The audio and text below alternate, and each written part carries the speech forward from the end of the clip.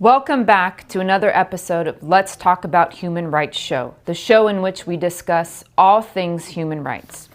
I'm your host, Jules Allender, and I am part of the California chapter of Youth for Human Rights International. Youth for Human Rights International's purpose is to help educate everyone on what human rights are, specifically the Universal Declaration of Human Rights, and more importantly, inspire the youth of today as our leaders of tomorrow to stand up for these rights. For each show, we like to take up one right and try to broaden your understanding of how this right is important to you and your loved ones. For today's show, we will be looking at human right number 24, the right to play. And that right reads, everyone has the right to rest and leisure, including reasonable limitation of working hours and periodic holidays with pay. The right to enjoy what you are doing, to be a part of something, to contribute, to have a voice in what you are doing, to just do something for the pure enjoyment of it. Now let's take a look at a short video about that specific human right.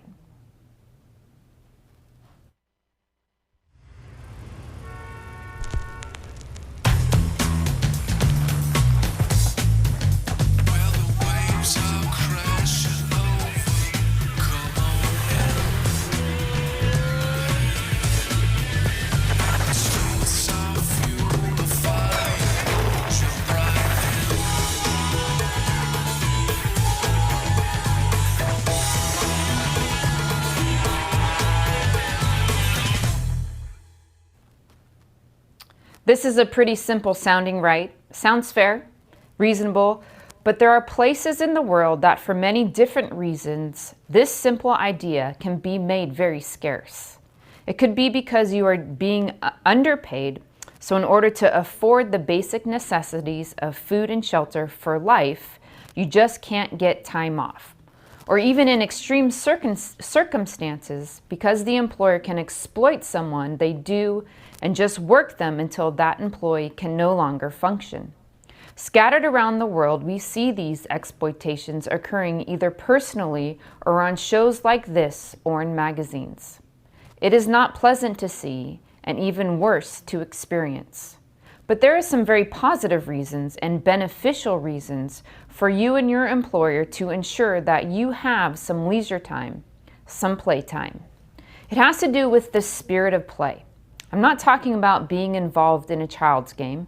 I am talking about the right to bring your own sense of joy and accomplishment to work and to everything you do.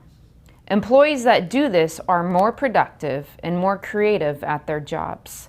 They take more responsibility for their work and the work around them. Having fun doing what you are doing does not mean you are not serious or courageous. It only really means you are not a slave. You are there because you want to be. You are getting something done because you want it done. Life tends to beat up this idea. Tiny failures like missed deadlines or small mistakes all can make work harder than it needs to be. If you do physical labor and work past the point of exhaustion or without enough food or sleep, again, simple tasks that are normally quite easy to perform become gargantuan barriers and start a person down a path of working because they have to rather than they want to. Some time off allows one's body to recuperate and for the individual to recover. It is also important to have time off work to enjoy other aspects of your life in any capacity that you might decide upon. That can be enjoying a sport or reading a book, furthering your education, or just sitting on the beach. Putting your own creativity into all aspects of your life and your work is the right to play. We have a very special guest today. My guest is Jim Brewer, who from 1973 until 1982 played in the NBA as a 6'9" power forward. Jim started his career playing for the University of Minnesota and was a member of the 1972 Olympic team. In 1973, he was the number 2 overall pick in the NBA draft by the Cleveland Cavaliers. Jim played in the NBA for 9 seasons, finishing his NBA career in 1982 as a member of the Los Angeles Lakers, and then continued to play in Italy until 1985. And with that, I would like to welcome Mr. Jim Brewer to our show. So much. Thank you so much for having me. Yeah, thank you for being here. So, been looking forward to this interview for a long time, as we have some common realities in our right to play and the sport we choose. So, should be a joyful one. Oh, very good. Thank you. Yeah, so we're focusing today on human rights, right? The right to play. And I would think that most people equate playing basketball with playing. Is this true, or is there a lot of work involved in being a world-class athlete? Well, in the end, in the final analysis, it's a game. Basketball is a game, and it should always be treated as such. But, seriousness and passion or being focused, are not the same thing. Being serious about something means that you are really putting a lot of pressure on yourself. And we know with putting pressure on yourself takes the fun out of the game. So the more you do things in the spirit of play, the better time you have and the more successful you will be, because you're actually just competing, if that's possible, with yourself. You're just trying to improve on the last performance or to improve on the last thing that you did. So I think playing is a whole different category from being serious. But you can really, do the sport to the degree that you think you need to in order to improve your performance. And I think as long as you keep it there, you'll be fine. I had some coaches who were so serious about the sport, and in many cases, they played at, they did play, but they didn't play at the level of a professional. Mm-hmm. So they didn't understand that, you can work at your craft, and, once you get to the ballpark, because we both coached, you and I both coached the game, you're taking into account what he's done on his own before he gets there. And then you're trying to add to it. And I think the more critical we are and the more serious we get, it kind of takes away rather than adds to what the athlete can do. But you do have to communicate, precisely to him and what you want from him, and you have to look at benchmarks that he can achieve, not things that he can't do. So. Right. Yeah. Yeah. It's extremely valid points, and I think sometimes, kind of like you mentioned, right, success can get confused with seriousness. But if you take a look at high-level professional athletes like yourself, the amount of work that they put into their craft and how much fun they're having at the same time just completely disregards that kind of sense of like, you have to be serious, right? And like you said, the more serious get, the more pressure we put on ourselves, the less likely we want to put ourselves out there because we don't want to fail. That's right. And it kind of becomes that dwindling spiral, rather than what you said, right? Yes. You have to enjoy it. And I would imagine that almost every professional athlete, high-level athlete, really enjoys what they are playing, but are extremely, extremely proficient and professional at what they do. We used to work during the off season, but we didn't have facilities. Well, actually, we did have a facility, but the whole team wasn't required to be there, or you didn't have like a staff of people to assist, and the things that people have nowadays, which is it all just adds to the the person's ability to improve himself and to keep himself in tip-top shape. But we had a reunion this summer in Hawaii, Maui, Hawaii, with the Lakers, the championship team that I had the honor of playing on 1982 World Champions. And, the camaraderie that was there, the affinity, and the spirit of play. Every team that I've been on that has been the most successful, I'll just put the most successful teams that I've been on had that spirit of play.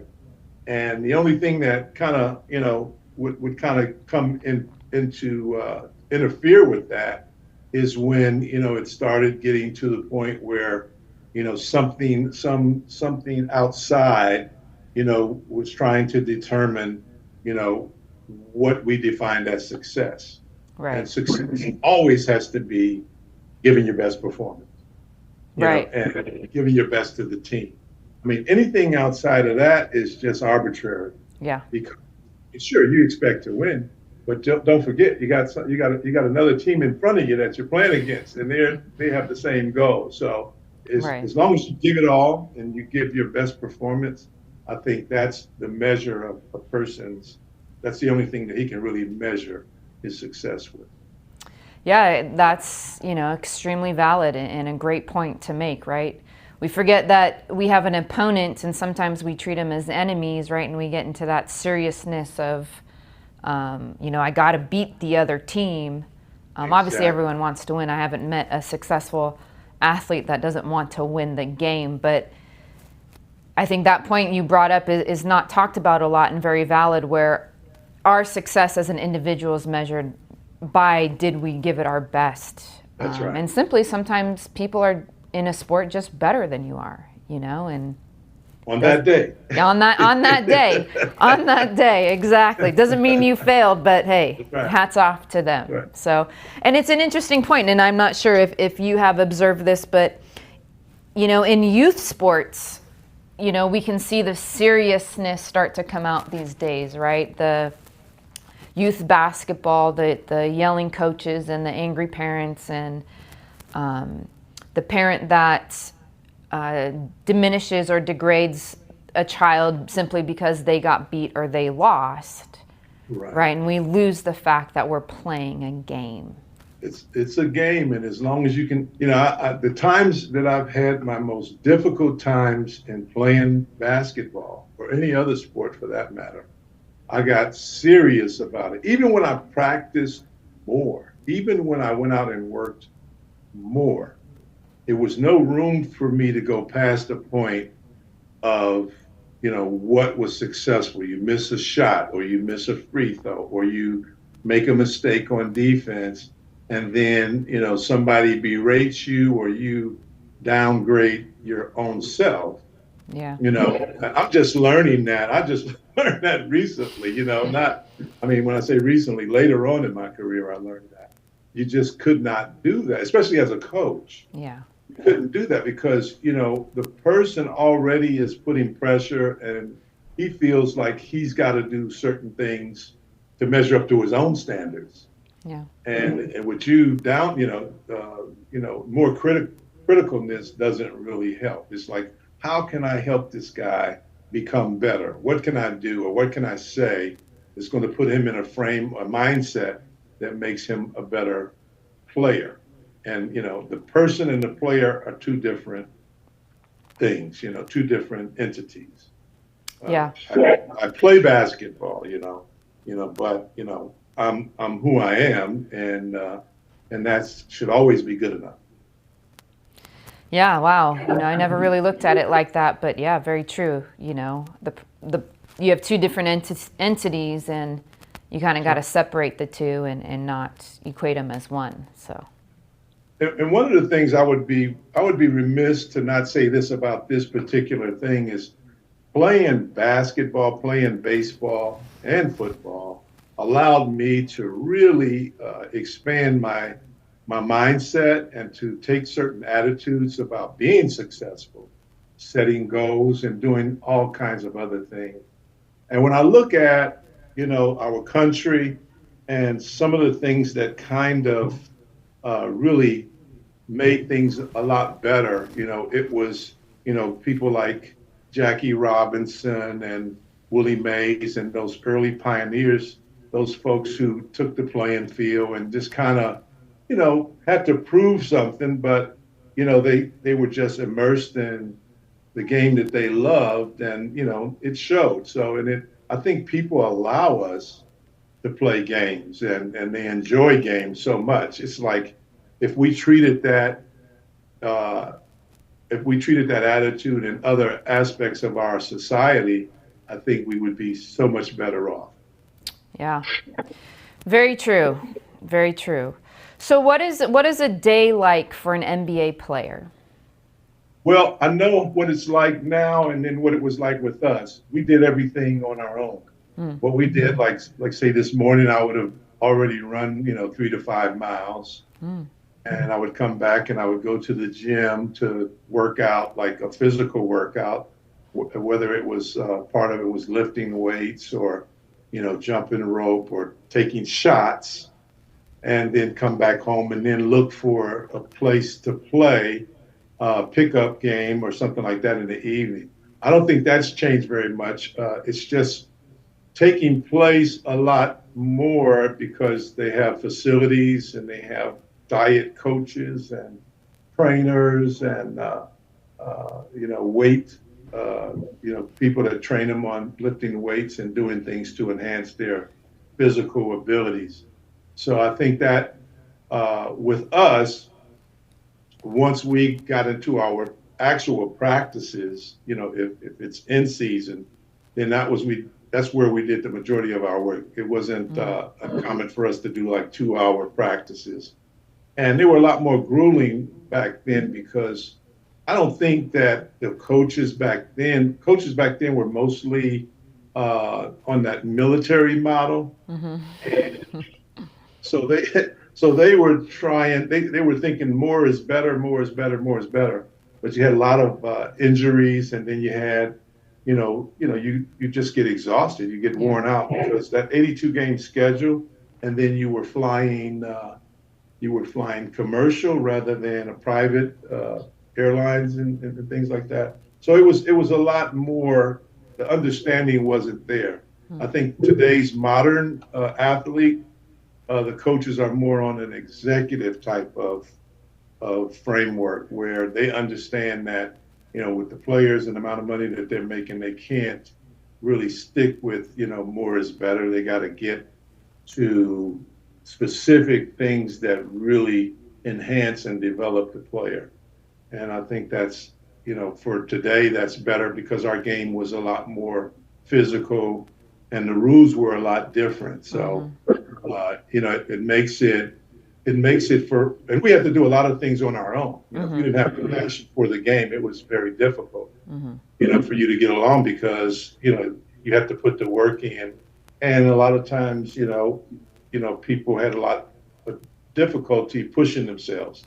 So now they have people to do that and to help you out and put you on the treadmill or put you in the weight room and allocate time for doing those kind of things when you're not playing. Yeah. Yeah, and correct me if I'm wrong. I know the NBA has extended its schedule. I'm not sure how recently, right? They play, is it 82 in-season games before postseason? It's been 82 for quite a while. Okay. Yeah, 82 was even back when we played. It's Okay. 82, and then there was 8 to 10 exhibition games.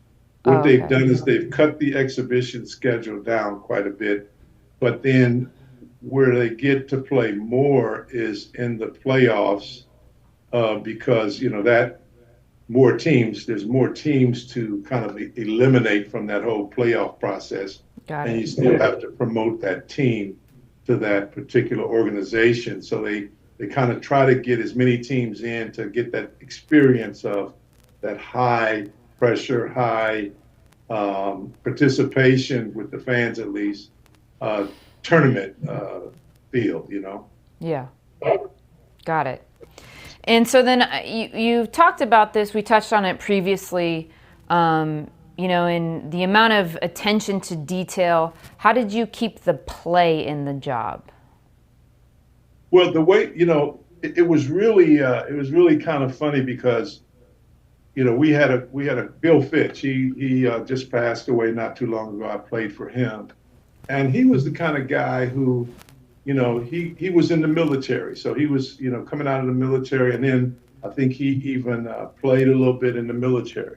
So, the thing that he looked at was, whatever he said, he wanted you to do, which is not unreasonable. You got a coach and you're trying to follow. But I think we had lots of, grueling type of practices. So, with my teammates, guys like Austin Carr and Campy Russell and, Foots Walker and different people like that, Bobby Smith. What we do is we just make it a game. How many stops, how many defensive stops can you get? So we would, kind of razz the other guys and make it a game, make it fun for ourselves. So that even if we were doing something that was going to kind of tire you out past the point where you felt like, good about it, you still just kept it light, kept it, we got you guys that time, or kind of brag a little bit and just kind of make it fun. And I think keeping it fun is the key. Any athlete, if he can make his work fun, and the work aspect of it is like shooting so many jump shots or getting somebody to rebound for you and doing different drills or getting with a group of guys and doing, 3-on-3, full court type, doing things that is going to either do one of two things. Is going to either increase your endurance or things that are going to increase your skill level. And I think today's athlete gets a lot of time to increase his skill level. And then the game has been focused on mostly, shooting and, ball handling and kind of the opposite of what our game was focused on. If you dribbled the ball and shot a three, when we were playing, you'd be sitting next to the coach, and probably wouldn't find yourself back out there on the floor for a long time. So it's just a totally different game. You can't even compare it. Yeah. I think if those guys played like the same type of game that we did, I think they'd have, similar results. Difference being is they get to train a lot better.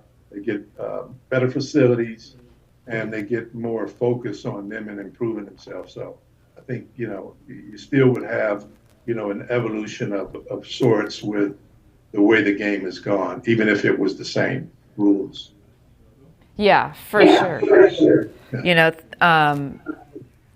Things evolve, and players of today, if they were playing in the 80s, right, I agree that they'd have the same results because even from, when I played and then throughout, like you're saying, the amount of what they have access to these days with skills trainers and strength and conditioning coaches and mental coaches. I mean, there's a coach for almost everything, Shoot, they're going to come out with parent coaches pretty soon. Exactly. That's AAU now. Exactly, right? The resources are just, you can't even compare. I completely 100% agree. Different game, fun game, was fun back then as well. Exactly. Speaking of today, so, having gone through your, world champion career as a player and then a coach in the NBA for a number of years, what advice would you give to kids today, whether they're NBA hopeful or not, but as they approach life, how do they keep it playful but take it serious and are successful? Well, the biggest thing for me is I started setting goals. And, it's important to write those goals down. Write them someplace where you can see them or write them on a notepad, put it someplace where you can see it, because the goals that I set for myself individually and the goals that I set for myself team-wise, they made all the difference in the world. Kept me focused on working on something, or even thinking about it each day. I think if you don't get that, focus, it's going to be really hard to go to places that you want to go. And it was kind of funny because I had one of the one of my friends, his younger brother. We were writing on the walls of their basement, and I had put these goals down there. And my friend, he wrote his goals down. We kind of agreed. We didn't get into trouble or anything. Sure. but the young fella came up to me one day, and I think I was in college. So how did you know you were going to do all of that? You knew it, huh? You knew it at that time. And, it seemed like it because just about everything I wrote down there, we were able to accomplish. Wow. And it was really amazing because I never thought about it that way. It was just a dream, it was just, but when you write it down and when you pursue it, it becomes totally something else. It becomes active. And then you can, you won't achieve everything and it won't always work out, but you have a much higher percentage of a chance of it working out when you put it on paper. Yeah, absolutely. That's pretty cool that, you achieve just about everything you wrote down. It becomes more real, I think, right, when you're writing it down. But in the same kind of sense, what advice would you give to a kid or a child or a young adult where they have this goal or these sets of goals and then they either get made fun of or told that, you're crazy for thinking that way, that you'll never have a chance, you'll never be able to do that, right? You have these outside voices, influences, basically suppressing your goals. Yes, what I did, what I did is, and I wasn't a very good player coming out of elementary school. And I worked all summer long, and I started to grow a little bit, and I started to get better, started to improve, and that made me feel so much more confident. And I made the mistake of telling this one guy that I was going to be a starter on the freshman team.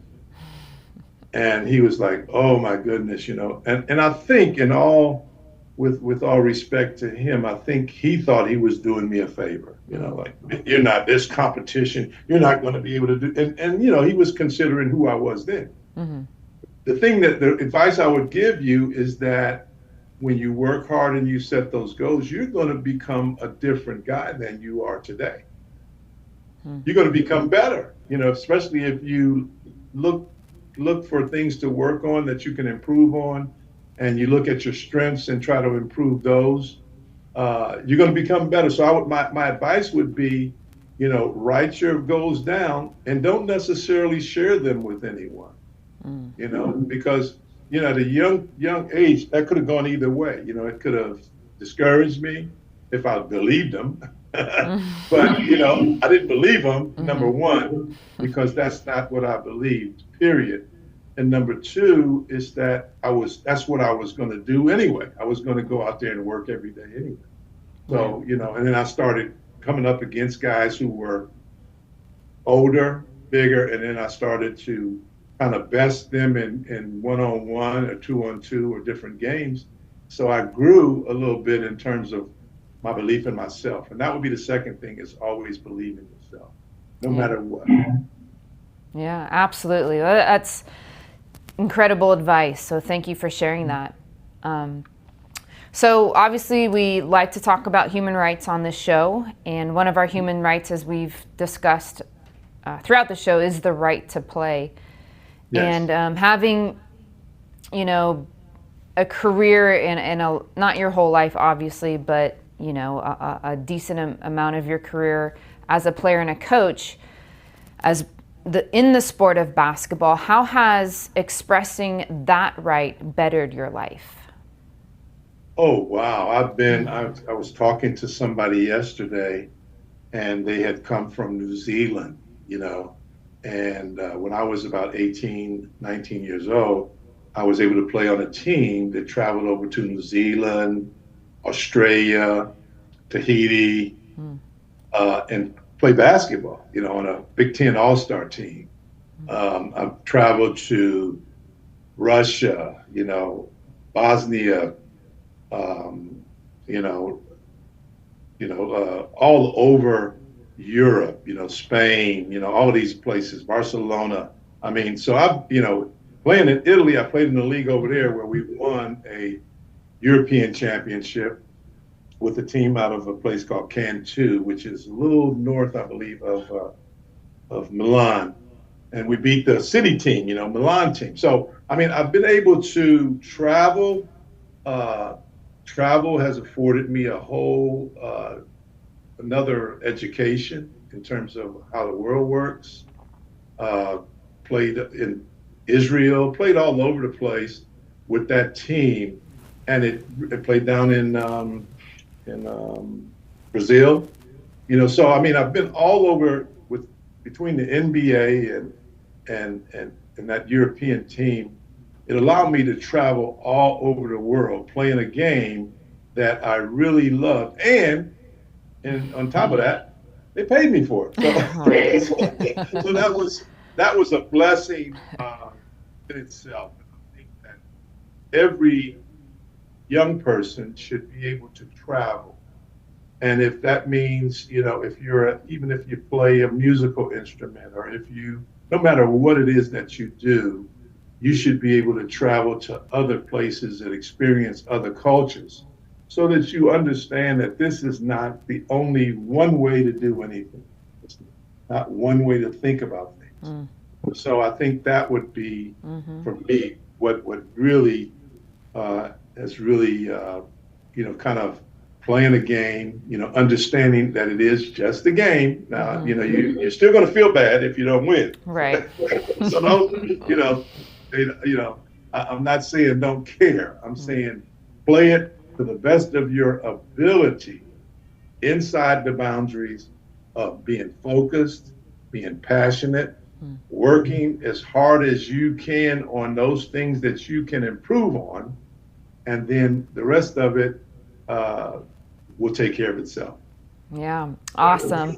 And so, were you able to take, obviously you had playing, right, and all these aspects that you got from playing the game and coaching the game, right, that you're talking about, these different characteristics. Since you played at such a high level and were extremely successful, were you able to transfer those things into other areas of your life? Some of it you can, but here's the thing. You didn't get good at basketball overnight. And that's one of the things that, some people have enormous success in different areas. And for me, I have to work at those things just like I did basketball.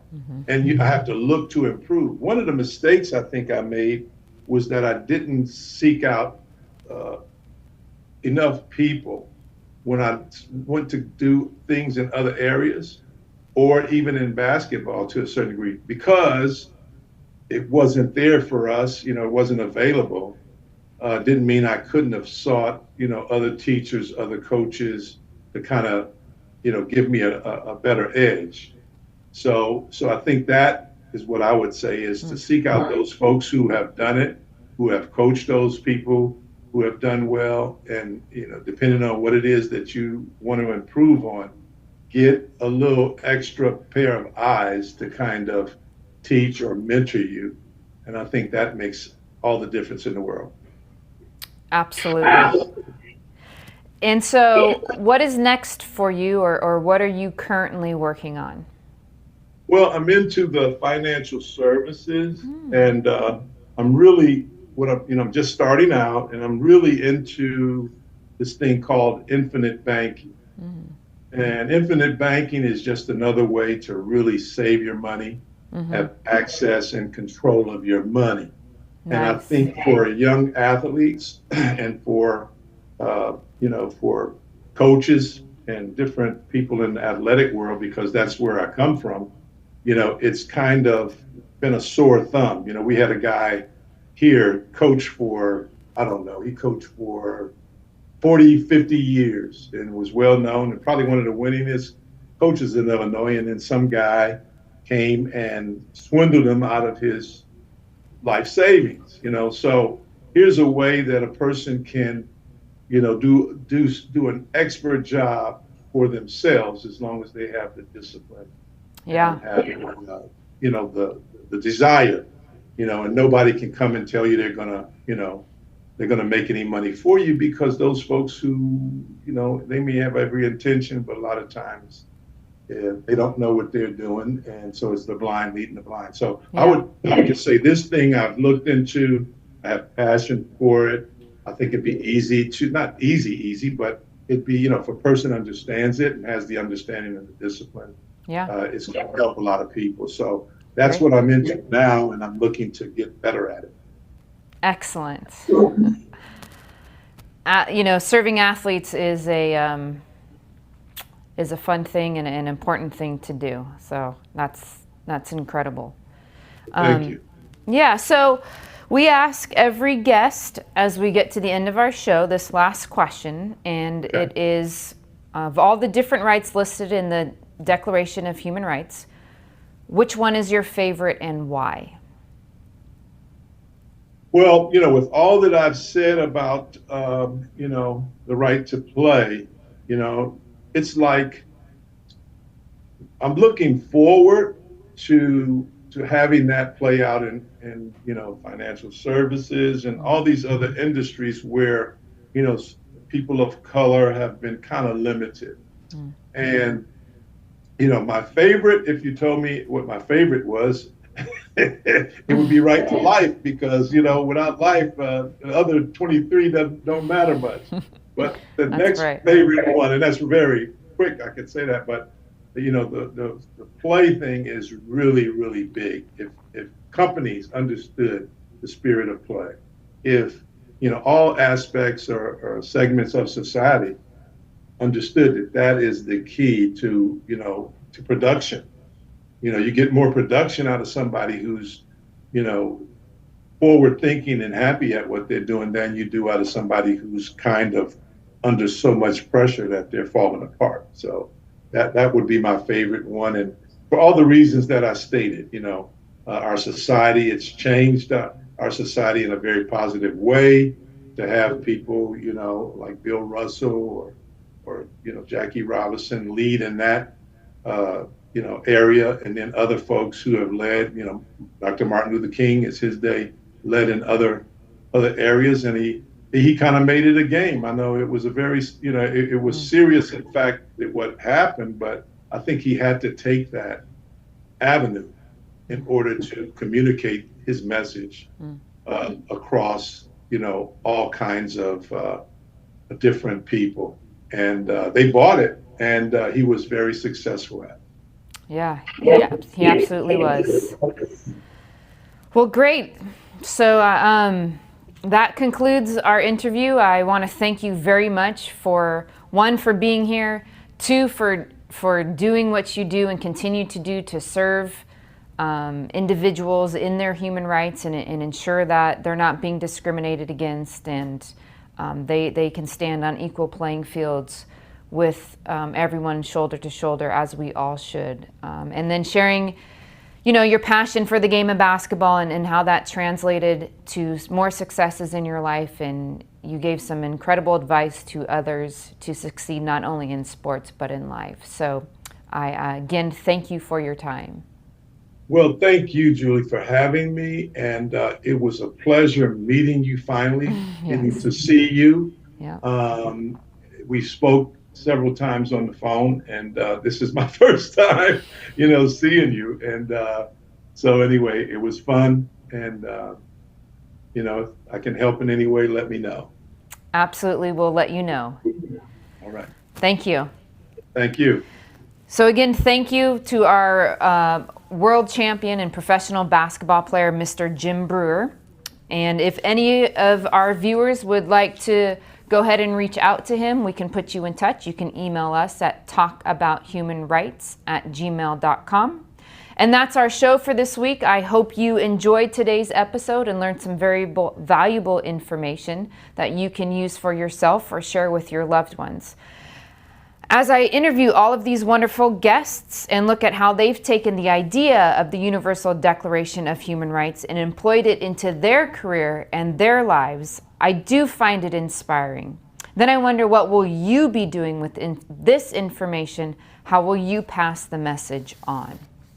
Again, we have wonderful videos in 17 languages on the Youth for Human Rights International website about each of the human rights and the history of human rights. You can watch and you can learn and you can share by going to yhri.org. Thank you again. Until next time, I will see you.